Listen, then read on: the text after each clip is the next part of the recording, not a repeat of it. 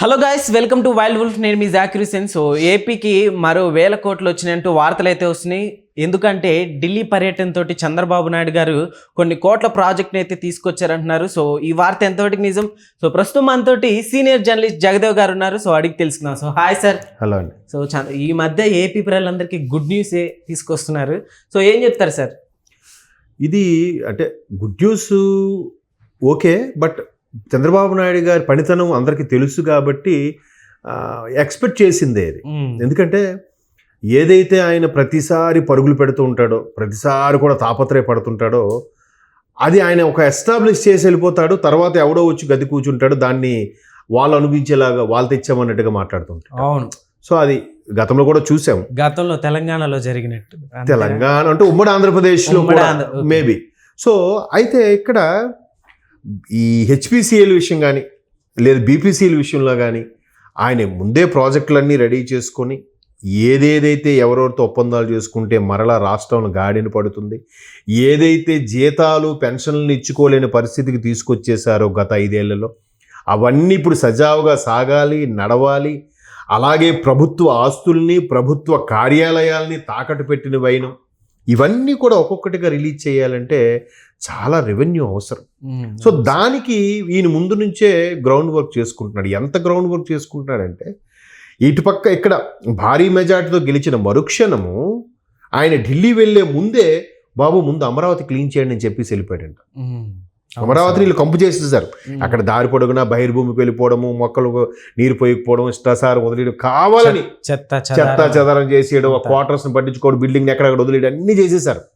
So ముందు దాన్ని ప్రక్షాళన చేయండి. ఎందుకన్నాడంటే, ఇలా వెళ్తే ప్రాజెక్టులు తీసుకొచ్చామంటే ముందు వాళ్ళు రాజధాని అంటే ఏదో అడుగుతారు, దానికి సంబంధించి వాళ్ళు ఉండడానికి, లేదంటే కార్యకలాపాలు మాట్లాడడానికి ఆఫీసులు, రెస్ట్ రూమ్లు, కాన్ఫరెన్స్లు, ఇన్నిటికీ ఏవి ఉండాలి, ఏం చేయాలి, ముందు ఇవి కట్టండి. అందుకే ఆయన యుద్ధ ప్రాతిపదికన సెక్రటేరియట్ కానీ, సెక్రటరీ సంబంధించిన ఉద్యోగుల గురించి కానీ, లేకపోతే క్వార్టర్స్ గురించి కానీ, ఆఫీసర్స్ ఉండే గెస్ట్ హౌస్లు ఇవన్నీ కూడా చక చేయడానికి కారణం అదే. ఇప్పుడు వాళ్ళు వస్తారు, ఇప్పుడు సింపుల్ లాజిక్ అండి. పిల్లని ఇవ్వడానికి వచ్చిన, సంబంధం మాట్లాడానికి వచ్చినప్పుడు మనం ఇల్లంతా సర్ది పెట్టుకుంటామా లేదా? బాబు పిల్లనిచ్చేవాడు, మా అమ్మాయి నీకు ఇంట్లోకి ఇస్తున్నాం కాబట్టి వీళ్ళకి స్థిరాస్తులు ఉన్నాయా లేదా? ఇది ఓన్ హౌసా బావగారు అంటే, మా ఓన్ హౌసేనండి. ఇది డబుల్ బెడ్రూమ్ అండి, ఇది ఒక బెడ్రూమ్ అండి, అదొక బెడ్రూమ్ అండి, పిల్లల కోసమే కట్టించుకున్నానండి అని ఆయన ఇంప్రెస్ చేయడానికి ప్రయత్నిస్తుంటాడు. వచ్చిన పిల్ల ఇంట్లో మనగలదా లేదా అని. అట్ ద సేమ్ టైం బాబు గారు కూడా కంపెనీలు ప్రాజెక్టులు వచ్చినప్పుడు సో ఇది అని ముందేగా ప్లాన్ పెడితే వాళ్ళందరూ ఇంప్రెస్ అవుతారు. ఎగ్జాక్ట్లీ. మరొక వైపు ఆయన ఎప్పుడు ఇట్లా వెళ్ళినా కూడా ఢిల్లీలో కూడా కూటమిలో భాగమైనప్పటికీ కూడా ఎక్కువగా ప్రెజర్ చేయట్లేదు. మాకు సెంట్రల్ మినిస్టర్ అదే ఇవ్వండి, ఇదే ఇవ్వండి, స్పీకర్ ఇవ్వండి, డిప్యూటీ స్పీకర్ ఇవ్వండి, లోక్సభ స్పీకర్, ఇవి ఏం అడగట్లేదండి. మాకు ఇచ్చినవి చాలు. నాకు కావాల్సింది ఏదైనా ప్రాజెక్ట్ వచ్చిందంటే ఫస్ట్ ఆంధ్రప్రదేశ్కి ఇవ్వాలి. ఫస్ట్ ప్రయారిటీ ఇవ్వకపోయినా ఫస్ట్ ప్రయారిటీలో ఆంధ్రప్రదేశ్ని పెట్టాలి. ఇది ఆయన కాన్సెప్ట్. ఎందుకు? ఆల్రెడీ గుజరాత్ ఉంది రెడీగా, లేదంటే మధ్యప్రదేశ్ ఉంది రెడీగా. మీకు అర్థమవుతుందా? ఇలాంటివి ఉన్నప్పుడు వాళ్ళ రాష్ట్రాలకి వెళ్ళిపోతాయేమో, లేదా అటువైపు మనకి ఎవరు నితీష్ గారు ఉన్నారు. సో ఆయన ఒకవైపు నాకు కావాలి అని ఆయన లాక్కుంటాడు బీహార్ వైపు. అరే ఈ కంపల్సరీగా అందుకు నాకు మీరు పదవులు కావాలని వాళ్ళకి ఇచ్చుకోండి, సెంట్రల్ మినిస్టర్ పోస్టులు కూడా వాళ్ళకి ఇచ్చుకోండి, మాకు కావాల్సింది ప్రాజెక్టులు. ఇప్పుడు ఎట్లా ఉంటుందంటే, చిన్న ఎగ్జాంపుల్ చెప్తాను. లూలు మాల్ ఇప్పుడు హైదరాబాద్లో పెట్టారు, ఎక్కడ మన ఫోరం మాల్ దగ్గర, మంజీరా మాల్ పక్కన. అదే లూలు మాల్లో ఈరోజు ఎంతమంది పనిచేస్తున్నారండి? కొన్ని 1000 మంది పనిచేస్తున్నారు అందరూ కలిపి. ఏది హౌస్ కీపింగ్, సెక్యూరిటీ, బాయ్స్. ఈ 1000 మంది కాకుండా పరోక్షంగా ఇంతమందికి పని ఆధారపడతారు. అది వచ్చిందంటే దాని పక్కన టీ షాప్ వాడు, హోటల్, అక్కడికి వెళ్ళేవాడు, ఆటో వాడు, షేర్ ఆటో వాడు, క్యాబ్, ఇదంతా రెవెన్యూనే చెప్పుకుంటూ వెళ్తే నిజంగానే కదా. కాబట్టి ఆయన ఆ దృష్టిలో ఆలోచించి ఓకే ఇక్కడ 60,000 కోట్లతో ఈ బీపీసీఎల్ రిఫైనరీ పెడుతున్నారు. ఈస్ట్ కోస్ట్ అంటే తూర్పు తీర ప్రాంతం అంతా అక్కడ దాన్ని వినియోగించుకుంటే, అటు వైజాగ్ నుంచి ఇటు మన అమరావతి కృష్ణా జిల్లా వరకు ఉండే కారిడార్ ఏదైతే ఉందో వినియోగించుకుంటే దీన్ని ఇలాగవుతుంది, అలా అవుతుంది, దీని మీద బేస్ ఏదేంటి. సో కోస్టల్ కారిడార్ అంతా డెవలప్ అవుతుంది. తద్వారా ఆ కోస్టల్ కారిడార్ ఉన్న గ్రామాలు అన్నీ డెవలప్ అవుతాయి. దాని కోస్టల్ కారిడార్ మొత్తం మొత్తంకి ఒక రోడ్డు వేయాలని ప్లాన్ చేస్తారంటే ఇక్కడ శ్రీకాకుళం జిల్లా నుంచి నెల్లూరు జిల్లా వరకు కోస్టల్ కారిడార్గా ఒక, ఇప్పుడు మనకి ఔటర్ రింగ్ రోడ్ ఎలాగో కోస్టల్ కారిడార్కి ఒక హైవే వేసేస్తున్నారు. ఆల్రెడీ ఇది మనకి వెస్ట్లో కూడా ఉంది. ముంబై నుంచో మ్యాంగ్లూరు నుంచో తీర ప్రాంతం కన్యాకుమారి వరకు కోస్టల్ తీర ప్రాంతం మధ్యలో ఒక 100 దాన్ని ఏమంటారు కొంత 100 మీటర్లో 500 మీటర్ల డిస్టెన్స్ వదిలేసి తీర ప్రాంతం పొడవున హైవేస్కి వెళ్ళిపోవడానికి. అంటే చూడండి, అంటే గ్రామాలను కలపడము, ఆ కోస్టల్ కారిడార్ని కలపడము ఎంత బెనిఫిషియరీ ఆలోచన చూడండి. ఇవాళ ఇవాళ ఒక ఆయన మాట్లాడుతున్నాడు, మహానుభావుడు మన జగన్మోహన్ రెడ్డి గారు. ఈయన విజన్ 2047 అంటున్నాడు. అప్పటికి ఈయన ఉంటాడో ఉన్నాడు, ఇప్పటికే 70-80 వయసు అంటున్నాడు.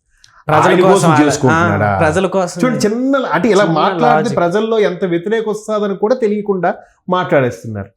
ఇప్పుడు చిన్నప్పుడే మనకు కథ ఉంది కదండి, ఒకడు వెళ్తుంటే రాజు వెళ్తుంటే ఒక ముసలాయన తవ్వుతుంటాడు. ముసలాయన ఏం చేస్తాడంటే మామిడి విత్తనాలు నాటుతున్నాను అంటాడు. ఎందుకు ఇవన్నీ నువ్వు తినేద్దామనే అని ఎటకారంగా నవ్వుతాడు ఆ రాజు. నేను కాదు, నా పిల్లలకి వస్తాయి ఫలాలు, వాళ్ళైనా హ్యాపీగా ఉంటారు కదా అని జగన్మోహన్ రెడ్డి గారికి వర్తిచ్చిద్దంటారు. మరి అంతే కదా, సింపుల్ గా. ఈయన వయసు ఇప్పుడు 80 ఏళ్ళు, ఈయన ఏమి విజన్ టైంకి ఈయన ఎక్కడ ఉంటాడు? ఉండకపోని ఆయన పేరు చెప్పుకుంటారు కదా. అరే చంద్రబాబు ఈ రోజుకి హైటెక్ సిటీ చంద్రబాబు నాయుడు పేరు చెప్పుకుంటున్నారు కదా, అది చాలదా? మనిషి బతికుండడం అంటే అదే. ఇప్పుడు ఏఎన్ఆర్ లైవ్స్ ఆన్ అని అంటారు నాగార్జున గారు ఎప్పుడు చెప్పినా కూడా. ఏఎన్ఆర్ గారు ఈ రోజు మన మధ్యలో లేకపోయినా ఆయన నటనతో, ఆయన సినిమాలతో మన మధ్యలో ఉన్నట్టేగా మాట్లాడుకుంటున్నాం. అలాగే రాజకీయ నాయకుడిగా చంద్రబాబు నాయుడు గారు ఆయన రేపు పొద్దున మన మధ్యలో లేకపోయినా ఆయన చేసిన అభివృద్ధి ఆ పేరు గుర్తు చేసుకుంటాం కదా. అది చిన్న లాజిక్ కదండి. ఆయన ఉంటాడని మాట్లాడితే దాంట్లో వ్యంగ్యము, వెటకారము, మనిషి పోవాలని కోరుకునే తత్వమే కనిపిస్తుంది తప్ప ఈ ఎట్లా ఏం మాట్లాడతాం. సో ఇట్లాగ ప్రతిదీ కూడా డెవలపింగ్ అవి చూసి అరే ఎంత పెద్ద పెద్ద కంపెనీలు ఉన్నాయి, మనం కూడా పెట్టుకుందాం, మనం పెడదాం. ఎందుకు?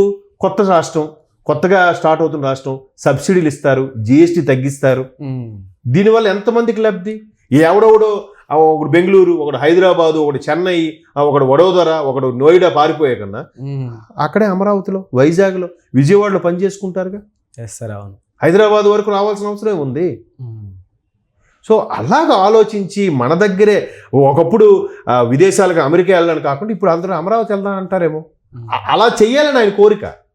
అఫ్ కోర్స్ ఇప్పుడు కాకపోతే రాబోయే ఒక 20-30 ఏళ్ళ తర్వాత నెరవేరుతుందేమో, ఎవరికి తెలుసు. ఈరోజు హైదరాబాద్ మీరు ఒక్కసారి మాధాపూరు హైటెక్ సిటీ నుంచి అటు చూస్తే ఇది హైదరాబాద్ అయినా అనిపిస్తుంది మనకి. ఆ బిల్డింగ్స్, ఆ స్కై టవర్స్ చూస్తే అమ్మ ఏంటి అన్ని పేకమేడలా, నిజమైన బిల్డింగ్లా? మీరు గండిపేట వైపు ఒకసారి వెళ్ళి చూడండి. అవును సార్, అరే ఇది హైదరాబాద్ అయినా అనిపిస్తుంది మనకి. నైట్ టైం చూస్తే సో బ్యూటిఫుల్ నిజంగా.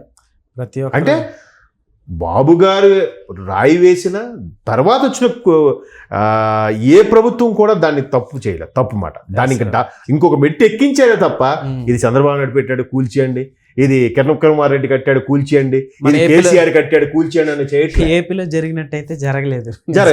ఇది కేసీఆర్ గారు కూడా ఎక్కడ తక్కువ చేయలేదుగా. అవును సార్. ఇంకా ఇంకొక మెట్టు తీసుకెళ్లాడు. దానికి తగ్గట్టుగా కేటీఆర్ గారు లాంటి వ్యక్తిని ఐటీ మినిస్ట్రీ చేసి ఆయన అక్కడ కూడా చదువుకుని మేధావి కాబట్టి అలాంటి వాడికి వస్తే ఎటువంటి ప్రాజెక్టులు వస్తాయని చేశారు కదా. ఓకే, అది విజన్ అంటే, అది టాలెంట్ అంటే. సో ఆయన వస్తే ఇది జరుగుతాయని ముందే తెలుసు. ఇంకా 1 year అవ్వక లోపే ఎన్ని జరుగుతున్నాయంటే 6 నెలల లోపే ఇంకా వండర్స్ చూస్తాం మనం. అది ఓకే సార్, థ్యాంక్ యూ. ఇలానే మరిన్ని ప్రాజెక్టులు రావాలని కోరుకుందాం, అలానే డెవలప్మెంట్ కూడా త్వరగా జరగాలని కోరుకుందాం. So thank you sir. Thank you.